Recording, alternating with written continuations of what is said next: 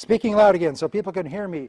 Let's talk about this concept of a marketing information system, or MIS. Oh, am I clever here? Talk about it, and then we'll talk about the various components of a marketing information system. Textbook definition, and again, these make wonderful multiple choice questions. A set of procedures and methods for the regular planned collection, analysis, and presentation of information for use in making marketing decisions. So one of the things that I want to talk is that what we're going to present here does not exist. We're getting very close, but there's no company that has a perfect marketing information system yet. Many companies have come very close with big data, with some of the stuff that's going on with information infrastructure. We're getting much closer to it, but this is the ideal to which we aspire, and just recognize that. So the conceptual framework, and I'm going to use the graphic, I had to put this down so that people who don't do well with graphics can see it, is we've got three components. We've got information, we've got the technology, and we've got uses. And that's why I put that in big type, because that's in small type. So the idea is that you have internal and external sources of data, and that data is run through some kind of a technological infrastructure which leads to information, turns data into information that people can use to make decisions. So we'll talk about that. That's twice I put my glasses on. We need to erase this tape, because I don't wear glasses. I have no human frailties.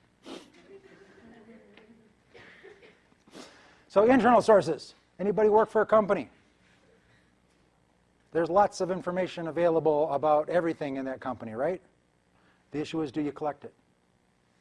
So stuff that you automatically collect is customer information, sales history, billing address, type of payment, amount of payment, timely payment.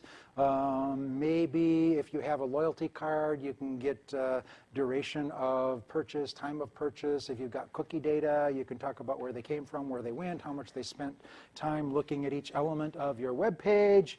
And then you can combine that with information that you can buy to get a whole lot more information about your customers.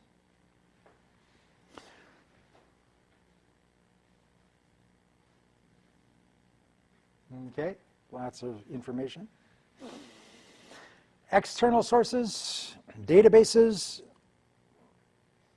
There's free information, and then there's paid information, and then there's something that I call free for a fee. I think I have that. Do I have that? Nope. So free information, we talked about NAICS, a lot of government data, census, economic census, Bureau of Labor Statistics, tons of information that's available out there for free. There are lots of databases that are, you have to pay for access to the databases, but they have lots of information. By the way, one of the best bargains that you have being here at school is access to the library, because you get free access to all kinds of databases that if you were on your own, you would have to pay money for. So here's a hint: never stop being a student. Always, take at least one class so you can get that library privilege. And some schools, I don't know if we do that here, will actually just let you pay for a library card, let you have access to the library. But that's a huge resource, especially if you're starting out, just to have that available for you. Syndicated research. This is research that's conducted by an independent organization at an industry level and then is sold to various members of the industry on a subscription basis. You may be familiar with the Nielsen's. The Nielsen company does television ratings, and they're the ones that determine which television shows go on or how much ads cost for television. If anybody's into cars, J.D. Powers does the car ratings for quality and owner satisfaction. Again, those are research that's conducted on behalf of the industry, and then each of the industry members pays for it because it's less expensive than each industry member having to do it by themselves. And companies are reluctant to let competitors know what their information is, so by having an independent body, they can share that without being afraid of giving away trade secrets to the competition. Industry trade groups, many of them create a lot of industry level data. And this is like one of the the tips for finding a job. If you know the industry or the area in which you work, start following the trade groups, look at the blogs, look at the publications, look at whatever, because there's a lot of information about there, who the players are, who's doing business. That's just for the taken. Another source is marketing intelligence. And this is not intelligence, but this is intelligence in the spying. But spying is wrong, so don't do it. Let's collect intelligence. What's the difference between intelligence and spying? It's the how, not the what. If you lie and pretend to be somebody else in order to get information from a competitor, that's wrong. But there's nothing to stop you from going into a competitor's place of business and looking around. Or saying, I'm with your, just be honest who you are. I'm with San Francisco State, and I'd like to see how you do things around here. Do you mind if I look around? You'd be surprised. I love this term, garbology, is looking at what people throw away.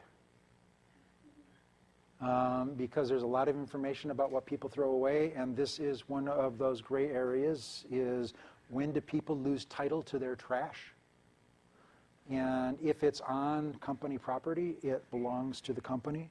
If it's on public property, you might have legal access to it, but it may be unethical, and it's generally considered unethical to go through somebody else's trash looking for discarded memos, looking for answer keys to tests, that kind of stuff. If you haven't seen Animal House, you know what I'm talking about. If you haven't seen Animal House, you haven't been in college, I'm sorry. It's required watching that and Monty Python. Let's see here. Yeah, a couple of, just one of a very common technique is drive by the place of business and look at the parking lot. If it's a manufacturing plant and it's got a full parking lot, that means they're doing a lot of business. If it's a retailer and it's got a full parking lot, that means they're doing a lot of business. If it's a retailer and it's got an empty parking lot, it's kind of like when you're looking for a good restaurant, you always want to look for one that's got a full parking lot. Anyways, so we've got the information, all those various sources, and then the technology to manage the data. And there's lots of issues associated with the technology. Is it local? Is it cloud? Who has access to the data? Who has authority to edit the data? You know, like for the credit report, who has the ability to say that you're not a good customer? What if there's routine changes to the information? Who's responsible for keeping the information clean?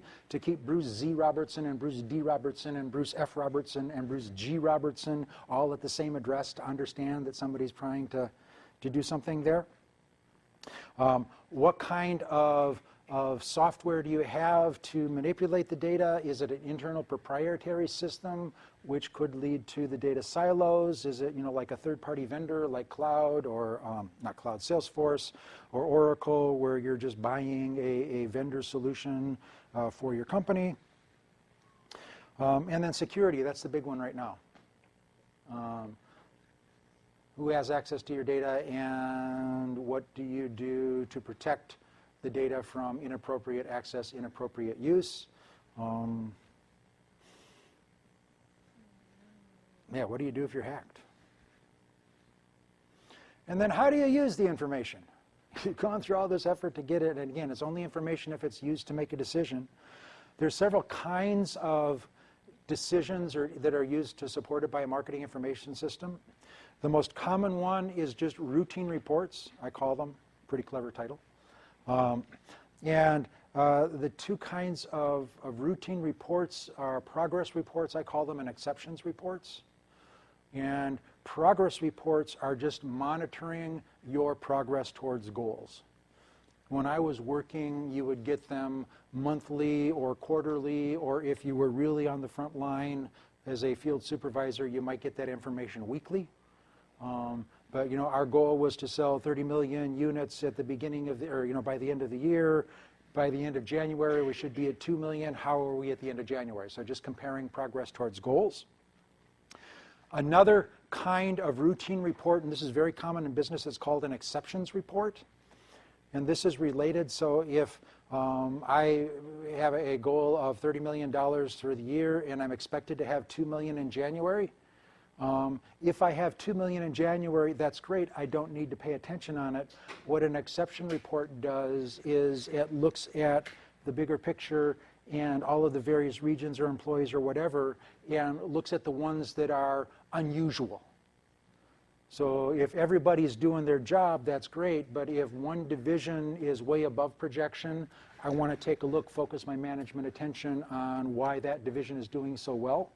And similarly, if one division is way below projection, I want to focus my management attention on that because there might be a problem there for me to solve. So exceptions reports are just ways of pointing your management attention towards the areas that need attention so you don't spend a lot of time reading reports and talking to people that don't need talking to.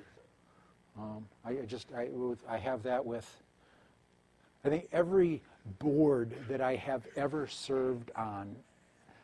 That's the first thing that has been my contribution is many board meetings that I would go to, these are not-for-profit boards, would last 4 to 6 hours for a scheduled 2-hour meeting, and it would drive you insane.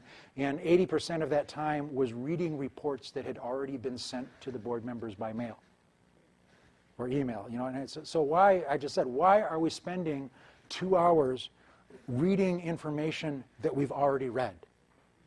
Why don't we just assume that people have done their homework and spend our time as a group talking about things that can only happen in a group setting? But again, that's the exception report. Spend your management attention where it's going to make a difference. You don't want to waste your time on something that doesn't have an impact on the bottom line. And then another way that we use information is data mining, and this has become, when we talk about big data, that's just data mining on steroids.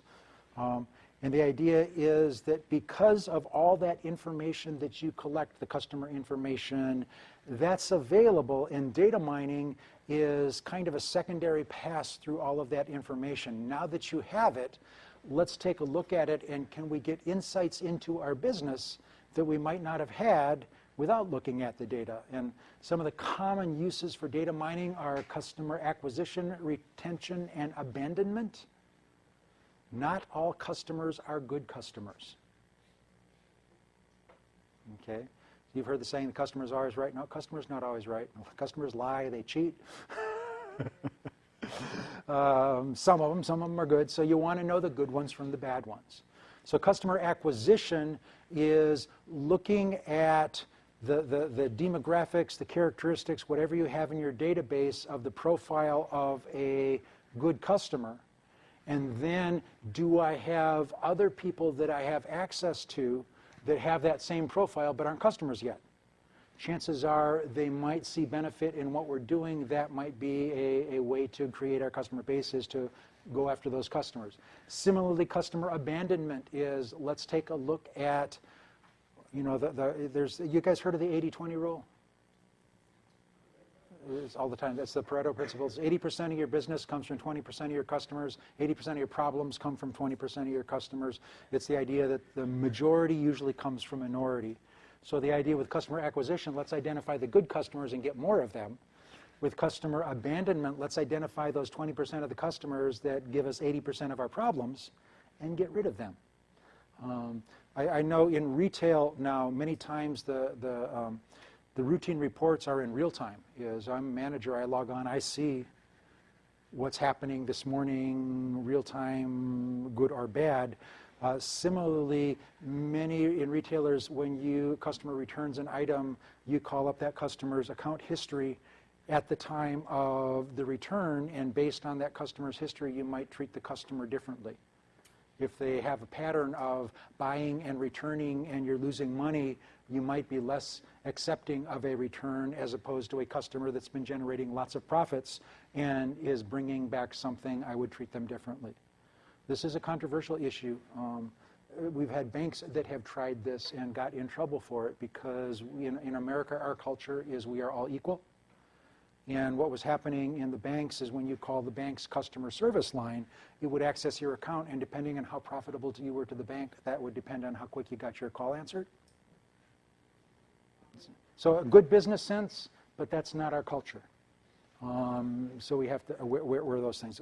And then customer retention is just simply, looking at patterns, and if somebody's been ordering monthly for 3 years and then you go by 3 months, they don't get an order, You ever got one of those things email, we haven't heard from you in a while, here's 75% off your next purchase? That's data mining. Looking for customers that might have dropped off the radar, try and find out what's going on. And then this last one, market basket analysis. This is what Amazon does to you. Customers who bought this also liked. Just looking at the pattern of purchases and making assumptions about. One of my favorite examples of market basket analysis, which is also so old it's not even funny, was back when we used the mail. There was this thing called a mail order catalog, and we'd ride our ponies up to the catalog, hitch them, get them some water. And there was this old company called Land's End. And they sold mail order, they sold through catalogs, and those have evolved into digital direct marketing. But Land's End had been a successful mail order company and wanted to get into physical stores. Where should they put their first store?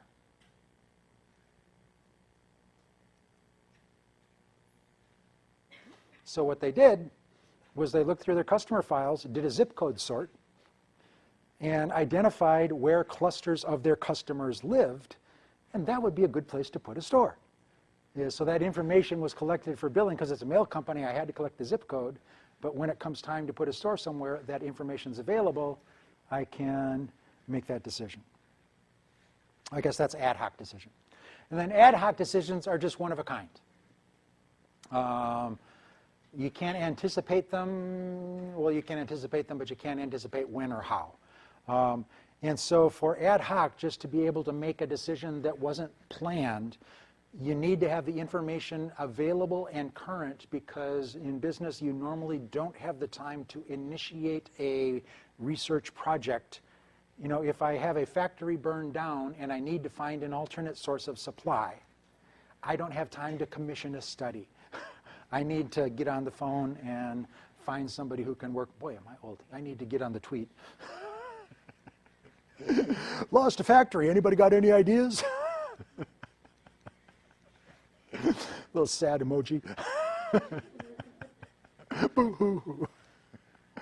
Anyways, so the information needs to be available, and breadth is better. Just you never know what you're going to need. And then there's two elements of, well, I guess I talked about that. It needs to be accessible.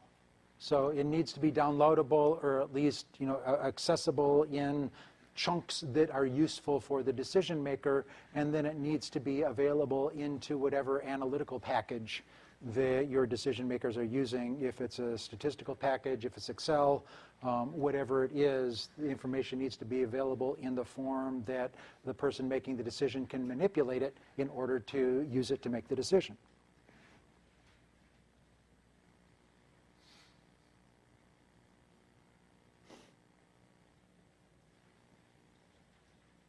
Okay, we forgot one. Or no, was this it? This is the people. Okay, this is the people using the... Okay, so the other part of this is, especially for ad hoc decisions, is the information needs to be available to the person making the decision. The person making the decision needs to have the ability to make data-based decisions. So there needs to be some minimal level of competency, and my suggestion is that from a general business perspective, you need to be able to run simple simulations on an Excel spreadsheet. I think you get that in 263. Just play some what-if games, optimization. Those sound like scary words, but they're really relatively simple analyses. And then if you need more sophisticated analyses, there's people with PhDs that you can hire surprisingly cheap. So you don't need to be, an advanced statistical analyst. You need to be able to do basic analysis in spreadsheet, and then you need to be able to know when you're over your head and when the value of the information, getting back to that one, justifies bringing in a consultant, then you can bring in the consultant. Okay, now is there any discussion? That level of excitement is encouraging. Is this silence representative of the class?